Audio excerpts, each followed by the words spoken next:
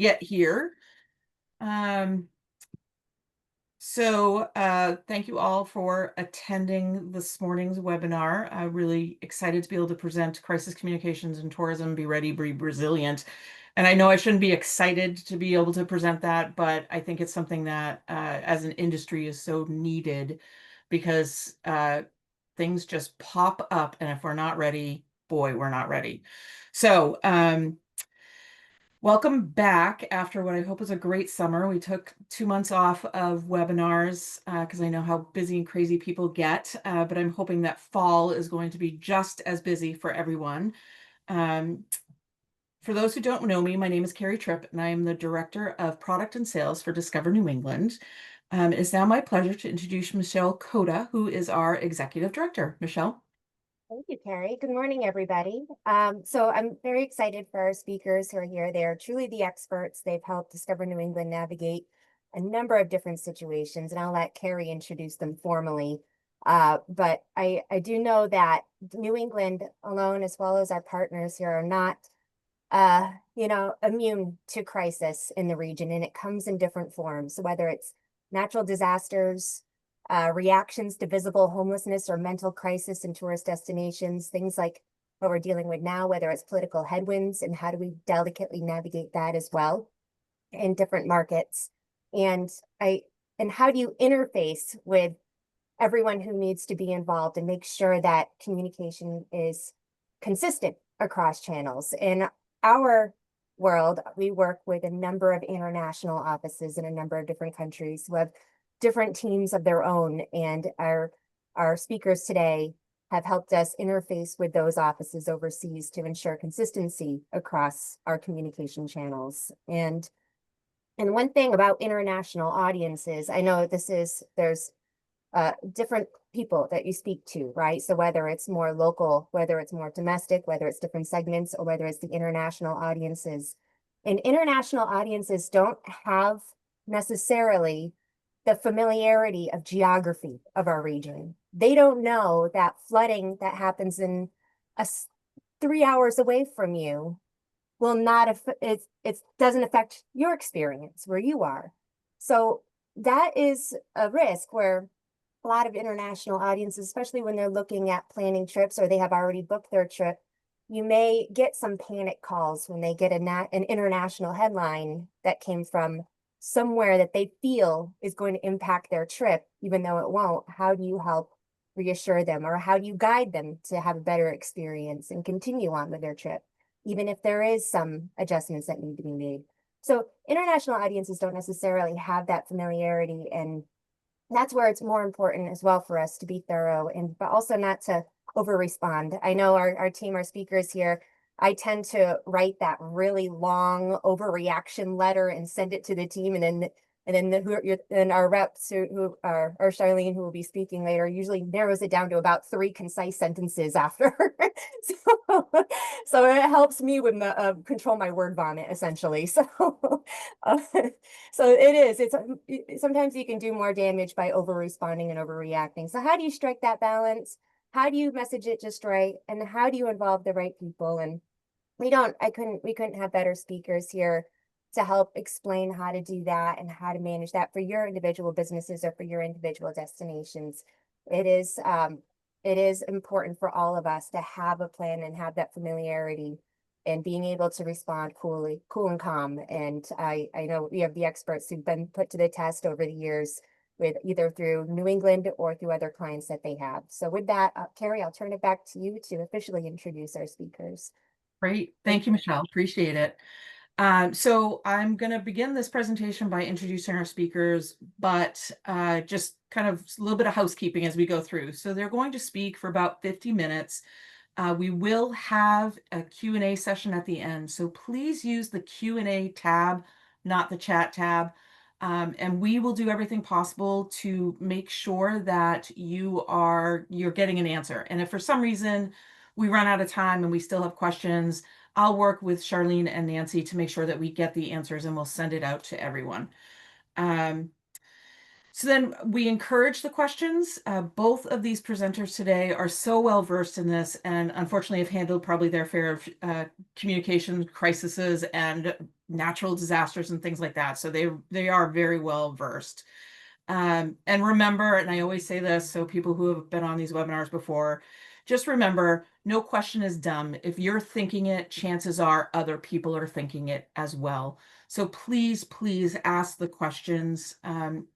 Everyone that's on this webinar is in a different place in their journey in tourism, and we can't just assume that everyone knows the same level. I certainly learn something new on every single webinar I do, so please ask the questions. A recording of this webinar, as always, will be shared on the Discover New England Past Trainings webpage. And then with that, I'd like to begin by introducing these two amazing ladies on this webinar. I've had the pleasure of working with both of them for over 20 years in different capacities. Nancy Marshall founded Marshall Communications in 1991 and is currently the CEO. Nancy's commitment to living a client's business is her hallmark. She became a certified ski instructor and a licensed whitewater raft guide, to better represent her clients in outdoor recreation. And I certainly think that shows a commitment to caring about what she's doing. Making connections between people is what drives her. Her expertise in personal branding and crisis communication have helped many individuals and organizations nationwide. Charlene Williams is president of Marshall Communications. Since joining in 1997, the majority of Charlene's work for the agency has focused on the Maine Office of Tourism and Discover New England, which Michelle and I, are both so appreciative of. As Michelle so clearly said, they have helped us in many ways. She's passionate about the tourism industry in New England, the diversity of experiences the regions provide, and the stories that can be told from them. Charlene is a seasoned communication strategist with extensive experience working with travel, media, and influencers across the globe. She's helped destinations and organizations craft compelling brand narratives, develop proactive messaging strategies, and navigate the complexities of modern media. I think, Charlene, I'm going to take seasoned instead of saying how many years I work with somebody. I'm seasoned with this team. So with that, Charlene, please take it away. Oh, thank you, Carrie. Good morning, everyone. It's great to be here this morning to really discuss something that none of us really want to talk about. And it's the discussion and the planning in advance that will prepare us for the best way to deal with any kind of crisis. So talk about it, we must. And this morning, we'll really explore how DMOs and tourism businesses can prepare and respond to a crisis. As Michelle said, everything from natural disasters to PR missteps. We'll focus on some practical tools, and that's what we really want to do, give you some tools moving forward to help with preparing for a crisis. And as Carrie mentioned, please be sure to type in any questions you have, but also maybe you have a challenge or you've had a success in dealing with a crisis, and we'll get to those at the end. And a few slides from now, I'll be turning it over to Nancy, but we'll begin by planning. And as I mentioned, planning is really what it's all about when it comes to a crisis. Tourism is especially vulnerable to any kind of disruption, whether it's a hurricane, an accident, or a negative viral post. It can immediately impact perception and visitation. And we all know, being in this business, that visitation means dollars. So it does really matter. Having that plan ensures that we'll have a faster response and a much smoother recovery. Michelle also teed this up beautifully by talking about the types of crises, and there are also different levels, and we'll talk a little bit about that, but it can range in everything from a visitor having a bad experience and then broadcasting it through social media channels to a natural or man-made disaster that causes loss of life. And more than ever, we're living in an age when the world seems to be on edge. There's a lot of divisiveness and tension. And I don't know about any of you, but I always am feeling now that I need to be prepared for the worst. What could happen? And that's really what crisis communications planning is all about. It's being prepared for the worst. And some of the most common crises we'll see in tourism is natural disasters, public health issues and emergencies, infrastructure failure, accidents, fatalities, and even social and reputational issues. Each type requires a very quick and clear and coordinated response because with social media now, you know how quickly things move, how quickly things can elevate, and it's important to be prepared.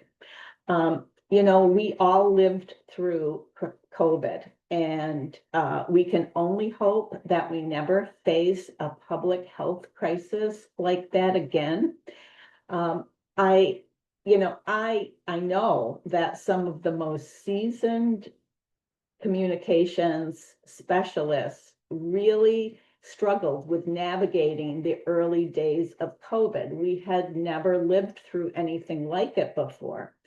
But those who quickly put a plan in place were able to share updates with their constituencies, and customers were consistent in their messages, were better positioned to handle it successfully and with a lesser degree of stress. And that's always good if we can do anything that will tamp down the stress that we might be feeling and that others are feeling about a particular situation. In the last few years, New England has seen some powerful storms that have caused a lot of infrastructure issues. Natural disasters are way beyond our control, but being able to respond and being that voice for not just the visitors that you're serving, but also the residents who live nearby, is a very important role that many of us play. This started out as kind of a funny story, but many years ago, an on-air personality of the weather on the Weather Channel was discussing red tide. And at the end of the report, she turned to the co-host and said, "I sure wouldn't want to go to Maine if I couldn't eat lobster." And it was such a silly remark to make because red tide really has no impact on the lobster fishery. But she made the comment, and when many people may have not thought anything of it, it didn't take long till the Maine Office of Tourism started receiving calls from tourism businesses in the state saying that they were receiving cancellations. Even large group meetings and conferences were canceling. And it became quite a big issue. So our first step was to draft a statement with facts. It was important to get all the facts out about red tide, the lobster fishery, and send that to the Weather Channel. They were very good about correcting it, but a lot of the damage was already done. So we then worked on drafting messages for the tourism businesses in Maine that they could share with their constituencies and their customers to allay those fears, that lobster was plentiful, lobster was safe. And, you know, that's just one example of a statement and that went all wrong. And that was, it was quite a long time ago, but it was before social media was so powerful. And I think back on that experience and think what it would have been like in the era of social media. It could have taken a much worse turn. So what is your role in all of this? Well, DMOs and tourism businesses are seen as trusted voices. We really are seen that way, because we have a handle and a pulse on what's going on in our area. And your role may be to inform, reassure, and help guide both visitors and locals through uncertain times. The first step is to always communicate empathy for those impacted. That even goes for a disgruntled customer who may write a letter or send an email or a social post. It's important to validate their concern and to recognize them. Even when we might think it's a silly complaint, validating and recognizing really goes a long way into squelching anything that could take on a much bigger role. It's always best to, if someone is online posting something very critical about your destination or organization, take it offline. Send a direct message, ask for an email address, but have a civil conversation that's not public if possible. And then with a crisis, it's always important to provide the most timely, updated information. And it's hard facts only. Don't try to guess, but give the facts. And if you don't have an answer, it's okay to say so. It's okay to say, I don't know right now, but we'll research it. We'll get the answers as quickly as we can. And then it's a coordinated effort with all of your partners. This could be the police, safety officials, even if you're a DMO, your members are your partners in all of this. And then, you know, when you're talking about a plan and being ready, you have to have that framework. And the framework is preparing, responding, and then recovering. It's not about having all the answers because you won't, but it's about having the plan to gain control. And that's what we really want to do, take control. So in preparation, we start by drafting a plan. And this includes ways in which we can prevent similar events in the future. Now, you may not be able, well, you won't be able to prevent a natural disaster, but you can include ways in which you can respond to it much more quickly. It may sound really silly to do this, and it could be uncomfortable in the beginning, but do some role-playing exercises. Someone can be the reporter, asking really tough questions, and then you work together on the answers that make the most sense. But your team, everyone on your team should have a role, and you assign those roles. think one of the things that we talk about too are spokespeople, and Nancy will get into this a little bit. It's best to have more than one person trained to be a spokesperson. And then we draft messages, and in just a few moments, Nancy's going to get into a template that we use and a technique for drafting messages. And then you build your contact list. Stakeholders and partners, you know who they are. You work on that in advance so you're not scrambling at the end to pull people together. And don't ever forget frontline staff. They're the folks who are face to face with your customers or your constituency, and they need to be involved. They need to have a role, and they need to be informed. And then, of course, maybe one of the toughest to deal with is the media. But have your media list ready, whether it's an in-state media list, maybe you want trade publications involved, but have that core most wanted media list that will be important to you to send information. And then, once you have a draft of a plan, share it, use it, practice it. Nothing worse than having a plan that sits on the shelf. Now, it would be silly to sit here and say you can be ready for anything. Well, you won't be able to plan for every single scenario that might happen, but you can have a solid plan in place by using some techniques that we'll talk about later that will help you navigate anything that comes up.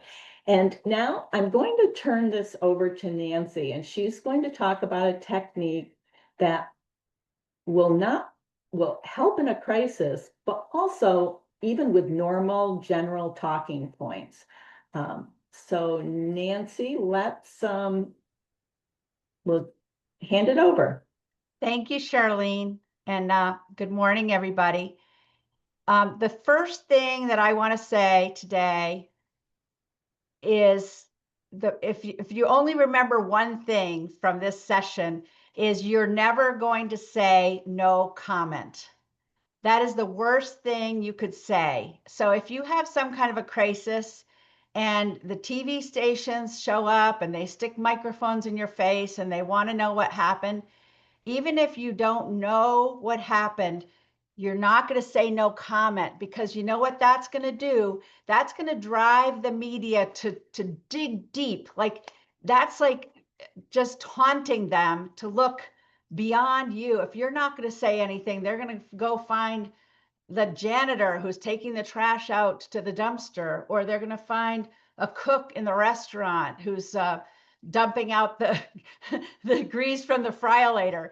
But either way, you don't want to say no comment. So this template that we have up on the screen now, and which we're going to offer to you at the end of this webinar, this is called a message map. And it's something that I learned many years ago from a crisis communications expert who used to train the CEOs of airlines when there had been a bad plane crash. And this gentleman used to train CEOs of airlines the night before they went on the Today Show or Good Morning America. This technique has been very useful to us at Marshall Communications. In the center of this message map, you're going to put your most important message about what has happened. And again, if you don't even know exactly what happened, you may have had a fire, an accident, an explosion. The most important thing is to say that you have the utmost care and concern for your guests or your customers and your employees and other, perhaps your neighbors, but you want to show that you're empathetic and that you care. And then the proof points are all going to be about the history of your organization, the experience that your employees have, and other other proof points that contribute to that key message. The key message should be what we call a 7-second sound bite. So that would be about 21 words that you can say and you can repeat over and over in an interview. So I have an example. I was involved with doing the public relations years ago for a private school that had a student who died in a skiing accident, and it was just horrible. And within the first hour after this accident, we gathered the school officials and some of the board members of this private school together in an office to come up with this message map. And I'll tell you, it was cathartic because everybody was emotional. Everybody was very upset. But this message map gave us all a way to focus on how we were going to respond and take into consideration the family of the young person who had died in the skiing accident.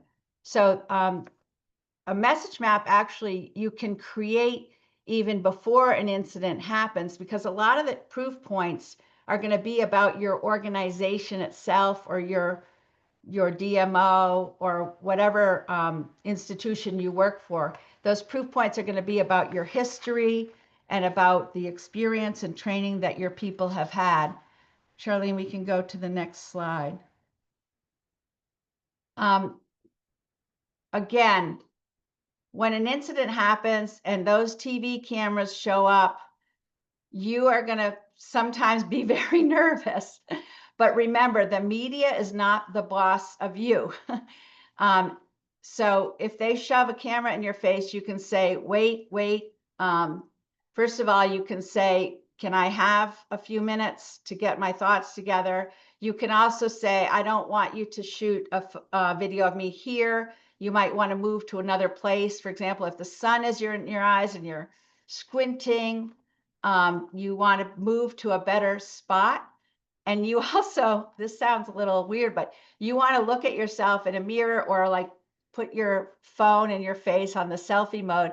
Make sure you don't have spinach in your teeth and make sure that you look professional, because you're going to be on video and this is going to be captured forever. Now you want to have spokespersons, and ideally more than one, who are trained in advance and have done that role playing that Charlene talked about. If you only have one spokesperson and that person happens to be on a trip to New Zealand on the day that this incident happens, you need another person who's going to be available to do these interviews. You also want to be sure to communicate via all channels. That means think about your website. You may want to have a statement on the homepage of your website. You may want to update your social media. Again, you want to be sure that your messaging is consistent on all platforms. And also tap into your local police or fire officials or other EMS professionals. It's often a great comment to say, we do not know exactly what has happened, but we are working with the local state police or the local police and emergency medical service officials to investigate exactly what happened, and we will get back to you just as soon as we have more information. Again, you never say no comment. Charlene, we can go to the next one. So after you have done your interview and you've maybe the day after, you want to shift your messaging to how you are going to move ahead and take care of the other guests or customers that are taking advantage of your hospitality or visiting your region. You want to emphasize that you are ready in case another incident like this happens. You're doing training, you're working with your own employees and officials and working with your local police and EMS. You want to support the locals, like not only your own employees, but the neighbors. Again, I worked for many years up at Sugarloaf And there's quite a community of people who live near Sugarloaf and other businesses other than the actual ski resort. So that, you know, all of those people talk, and all of those people have social media also. So you want to make sure to keep them abreast of what you're learning about the incident. And again, schedule a meeting to debrief and talk about what you did and how you could do it better the next time it happens. This is actually maybe one of the most important things, is to learn from how you handled it and handle it better the next time, because there will probably be a next time, unfortunately. Charlene.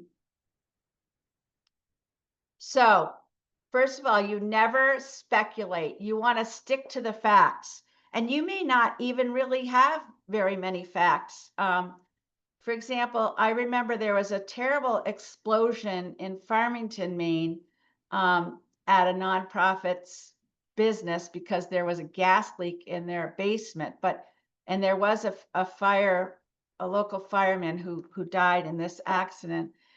And when the officials were first asked about this, they really didn't know what happened, but they knew there had been an explosion. So even if you have to say the same thing over and over, you stick to the facts. Now, the media, by their very nature, they're going to try to dig deep and they're going to try to get you to speculate. But again, remember, they are not the boss of you. You do not have to answer every question. You can just say the same thing over and over. And if there's one journalist who keeps asking the same thing, you can say, okay, now we're going to go to the next person. And also use pre-approved messages. In an ideal world, you will download this message map template that we provide you today, and you'll figure out some messages that you can use that are what we call evergreen, that will apply to any situation. And it can be about your organization and how you care for your guests or your visitors or your customers. You also want to have somebody who's monitoring social media, because there can be some person or a group of people who may not like your organization, and they may try to spread some lies or information that's not factual. So you want to make sure to correct the record so that things don't spin out of control on social media. We can go to the next one, Charlene. So the takeaways are to be proactive by doing training and role playing in advance. Try to fill out this message map and keep it handy so that you can find it when something happens. Again, don't put it on a shelf somewhere to collect dust. You want to have partnerships. Again, sometimes the key partnership is going to be with the police chief. I worked with a fundraising bike tour several years ago, and unfortunately there was a fatality. There was a biker who was killed by an 18-wheeler truck. This biker was kind of sucked into the truck's wheel hub. It was horrible. I ended up being the spokesperson, but I was able to create a partnership with the spokesman for the Maine State Police, who also had a tremendous amount of experience in dealing with the media. And he actually did a lot of the interviews on behalf of the state and this fundraising organization. And that ended up being quite a lifesaver in that situation. You want to keep your messaging clear and concise and consistent. Again, the message map is great if you can create it and have all of the people in your organization. And again, don't forget the front lines. Don't forget the people who are answering the telephone, the people who are posting on social media for you. Your customer facing individuals need to know what the messaging is. Charlene. So yes, thank you for being here with us today. We have plenty of time now to answer your questions. We're going to turn it back over to Carrie, and we're eager to hear if you have had experience with any kind of crisis situations that you want to share, or questions for Charlene and me about this. Thanks, Carrie. You're very welcome. Thank you so much, both of you. That was super informative. I'll share. Charlene may remember this, but years ago, I had a staffer when I ran the Convention and Visitors Bureau in Bangor, who unfortunately was killed in a pedestrian versus vehicle accident. And in my 45 years of life, I think at that point, I had never in my work world had to deal with something like that. And I wish that I had had some sort of messaging map, things that we had thought about ahead of time, because the amount of emotion that is pulled from a person trying to make these messages in the moment is absolutely overwhelming. And I'll say Charlene was such a tremendous help to me in that moment, because I had no idea which way to turn when it happened, because not only did I have to manage the internal messaging with the team and another organization that we were a part of, but I also had to manage an external with the media and an external with the rest of the tourism industry in the state of Maine who knew this person. And to have a thought process ahead of time with this messaging map would have made life just a little bit easier in that moment. Right? Charlene, I'm sure you remember that. And that was a horrible. Yeah, I do remember that, Carrie. And we have talked this morning about a lot of like worst case scenarios and loss of life. And I want to pull it back a little bit and talk about the message map and kind of like everyday work life, because it's so important and such a valuable tool. And I'll try to give some examples without naming names, but um, you know, in this tourism industry, especially with DMOs, there are oftentimes situations that come up, and you have to more or less convince everyone of your place and your importance or how you're spending money. That's a big key. You might have a board to answer to. And those are really stressful times. They are like your own internal crisis where you have to prove to someone that your organization is sound, you are making the right decisions, you are spending money wisely. And that message map is ideal for a situation like that, to keep your thoughts in one place, to share with your staff and say, when we have questions, this is how we're going to answer. And in fact, years ago, Nancy talked about the gentleman who trained us in message mapping. And he always said, share this with internally so that you're all singing off the same song sheet. You're saying the same things, and that you're consistent. So when we do communication plans, we include a message map about your organization. Whoever we're doing that plan for, it's a basic message map on who you are and what you do. And just tweaking that slightly when you're in a situation where you have to answer questions, it's really a valuable tool to have. We've even had folks who've worked for us in the past who've had a message map and been in a situation where they're doing an interview and even handed it to the reporter and said, here, would you like this? This has all of our information on it. And years ago, there was an article that came out in a newspaper, and we were able to take the message map and the article side by side, and we used a highlighter to show every proof point was in that article. That was a And home run. yeah, it really was a home run. Yeah. But, I mean, as I said earlier, a crisis can take all kinds of shapes and forms and different levels. And what the outside world might think is not a crisis, to you and your organization, it is. So keep that in mind.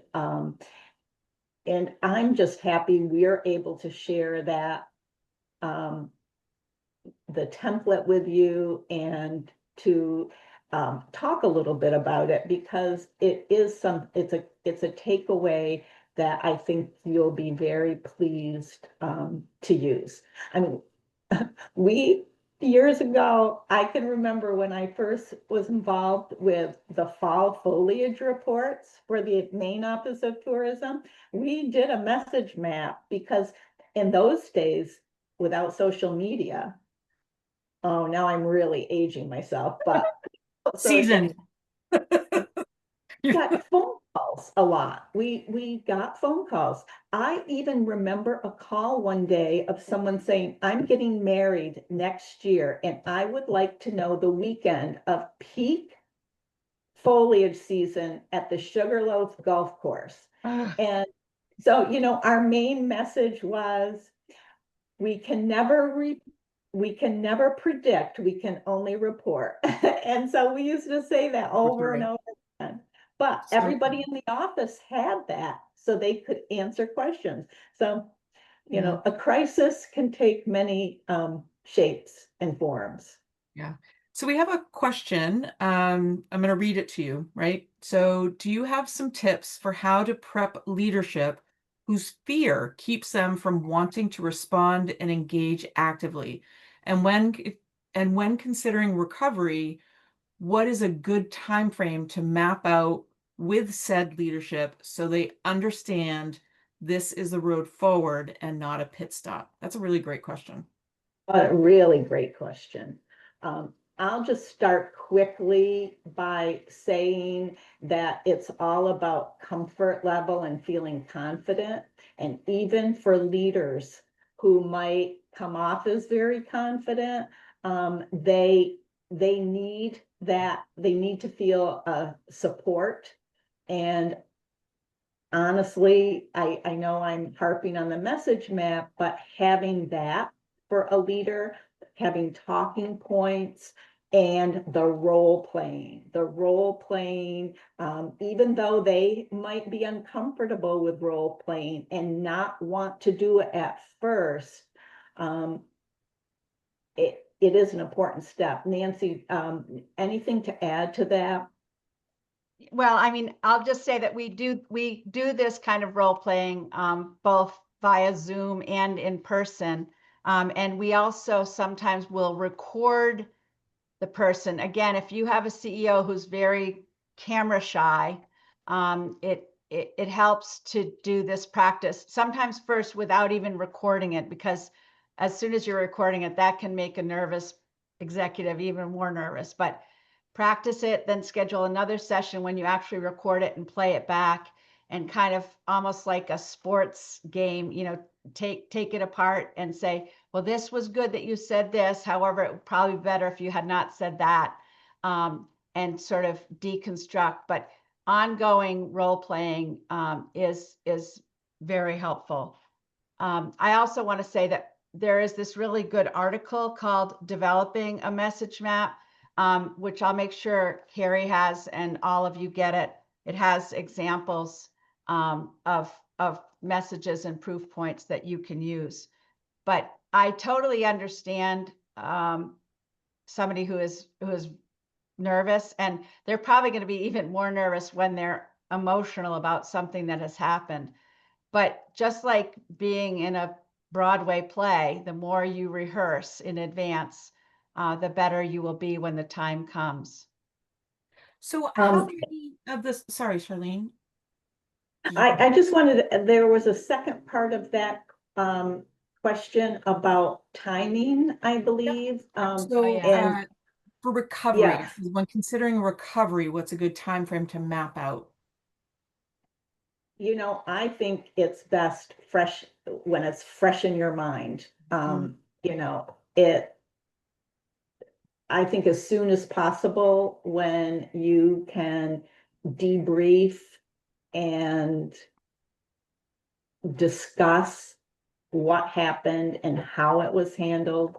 I think that's what the question is, and I hope I'm answering it correctly. But if not, I encourage whoever asked that question to send it along to me or to Carrie, and we'll answer it Well, so better let's if we can let's go understand. down the other side of that, right? Let's say recovery is something on social media, some horrible comments are made on social media. I think a lot of people are doing this recovery right now, right? So horrible things said on social media by an employee or a staff member or someone associated with the business. How do you map out that kind of recovery, and what should that look like as you're dealing with negative something that's happened? That's a really great question. And I don't know, Nancy, you always said like it's like having deposits in the bank. And when somebody says something really negative, it's like a withdrawal. And so I think in a case like that, turn to your Raving fans. yes, your raving fans, your supporters, and get a conversation to kind of move that negative one down and bring up some positives. Yeah, there's a case to be made for having goodwill in an organization. And actually, for companies that have a lot of goodwill, if they go to sell the company, it's actually right on the balance sheet. An accountant can attribute a value to having a lot of people who are brand ambassadors or raving fans or having community support. So this makes a good case for taking care of your people on a day-to-day basis when the what is not hitting the fan, so that when it hits the fan, those brand ambassadors will come to your defense, again, both in word of mouth and online. So you want to garner that support. The other thing is, if somebody says something online that is vulgar or sexist or harassing or racist, you have every reason to take that down. That you do not need to leave statements online that are vulgar, harassing, racist, sexist, or outright vulgar. So Yeah, and even political, even yeah. we're starting to take those off of our clients. It has no place in a travel and tourism conversation. Do you need to have some sort of statement on your social medias that, on the accounts that say, Yep. things, comments that cross these boundaries will be removed? Yes, and that's right, I think in the about section or right at the top, it says that you have the right to monitor and delete any comments that are not appropriate. Perfect. But yes, you have the right to do that, and it should be noted on your profile. Great.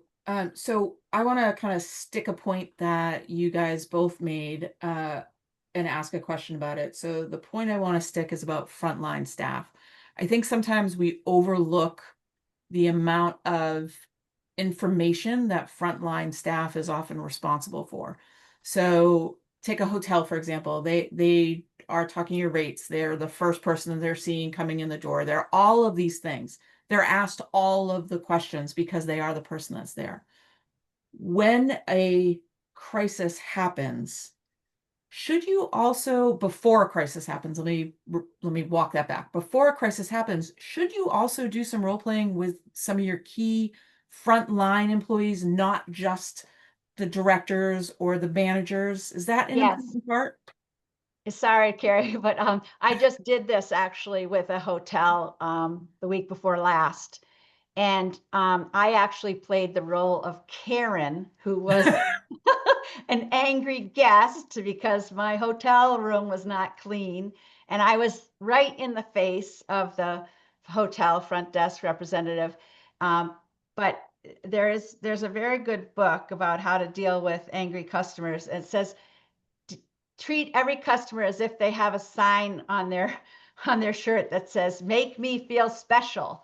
And sometimes Karen just needs to feel special.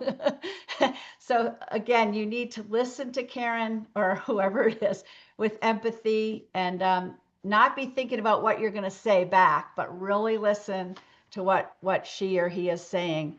And also understand that sometimes they're venting based on something that has absolutely nothing to do with their hotel stay or their visit. It's probably something that's going on in their life. So again, sometimes people just need to vent. And then sometimes you can just say, how do you suggest that we resolve this situation? Sometimes they might not be asking for very much. um, Again, Right. this particular hotel sometimes will give a voucher for a free drink at the bar. And that's Perfect. all that Karen needs. Perfect. It's all like Carrie needs. All right. So, another question is as a DMO. So I'm kind of paraphrasing the way it came in. As a DMO or as a hotel or an attraction, when should you lean on your DMOs to help you through different crises? Um, and I'll give an example of one that happened to me that when I was CVB, I was leaned on for this, and it was an interesting moment, right? A couple of hotels have been approached. There had been an incident that had happened in Bangor. The media was descending upon the community. The state police, actually, Nancy, the same person you were talking about earlier, called me and said, I need your help with the hotels. And then the hotels called me and said, I need your help with the state police. And it was the first time that I had been put in the center for that. And I think sometimes we don't necessarily look at how our DMOs or other partners could be helping us in different situations. Is that part of the messaging map? Is that part of the plan that you create ahead of time? If X happens, these are the partners that you want to talk to. Yeah. Yeah, actually, that's a great question because when that one slide we had about your lists and roles, uh, for a tourism business, your DMO, your chamber should be on that list, that you keep them informed.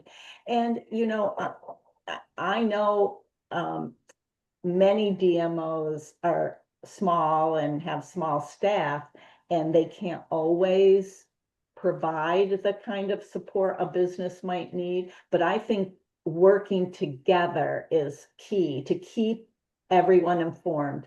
And when something happens in a community and a DMO is leading the charge, sharing with the membership is crucial to this success.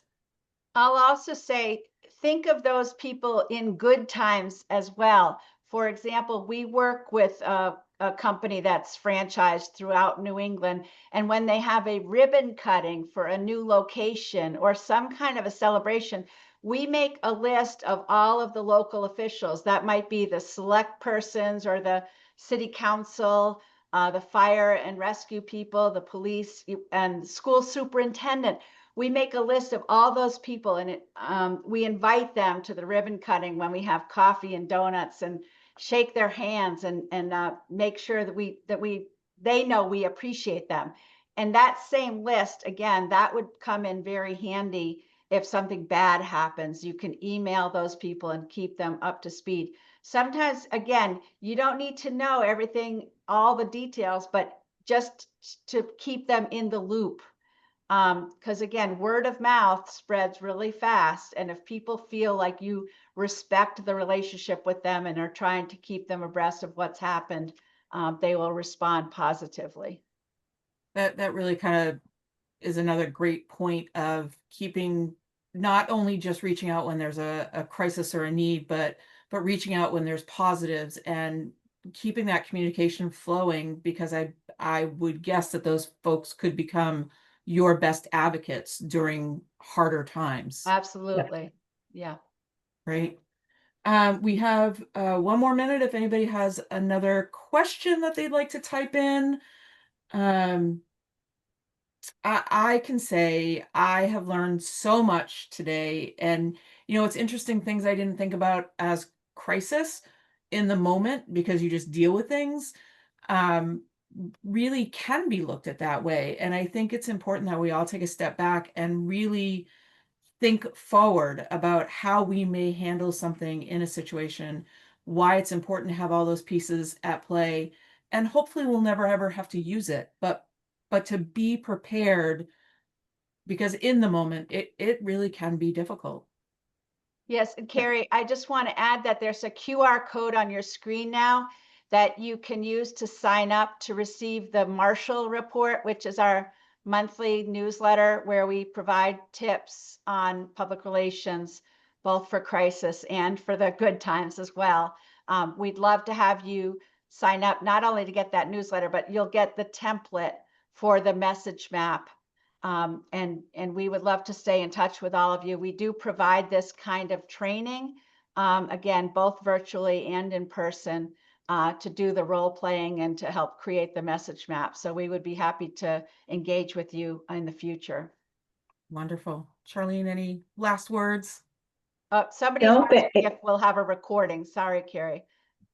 Yeah, we will. This will absolutely be up on the website as soon as our lovely person at Marshall Communications has a moment to help me get it there. Not a crisis, but we'll get it there. Well, thank you for having us, Carrie and Michelle, too. We enjoy doing things like this, and it's always great to be in touch with our friends throughout New England. Yes, indeed. Thank you both so very much.